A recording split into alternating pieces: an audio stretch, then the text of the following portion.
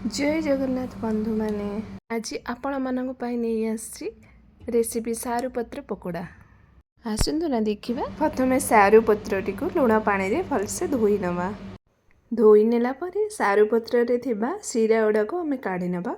आ छोटो सिरा को हमें बेला बाडी चक्री तो ताको प्लेन करे नवा। तो एठी मामा केमती मोर हेल्प करूची।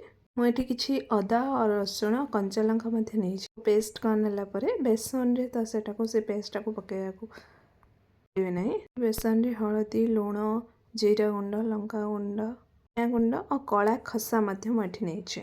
ଟିକେ ଖାଇବା ସୋଡ଼ା ପକାଇଲା ପରେ ମୁଁ ଏଟାକୁ ଭଲ ଭାବରେ ପେଷ୍ଟ କରାଇ ନେଲି। ପେଷ୍ଟ କଲା ପରେ ଏଠି ମୁଁ ଅଳ୍ପ କିଛି ତେନ୍ତୁଳି ଦେଇଛି। ତେନ୍ତୁଳିଟା ଏଠି ପକୋଡ଼ାରେ ବହୁତ ଟେଷ୍ଟ ବଢ଼ାଇ ଦେବ। ପେଷ୍ଟ ଏଠି ମୋର ରେଡ଼ି ହେଇଯାଇଛି।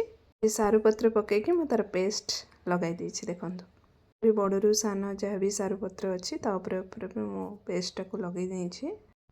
पेस्ट लगेला परे दुई साइड रु मोटा गोटे गोटे भांग करके मोड़ी नेली। यार टेस्ट बहुत भल। आपण घरे थरे निश्चित बनैकी खातु।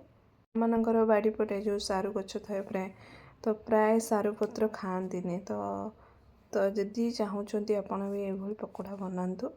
मुझे गोटे बांफनी दे दीजिए मिनट सीझीगला टिके ठंडा है पीस पीस कर नहीं। देखो पीस पीस कलापर अल्प किसी तेल दे कड़े दरटा को आम छांकी दबा रिफाइन तेल से सीझी जाइला टिके जोर आंचरे दे करदे आराम से बहुत भल हम।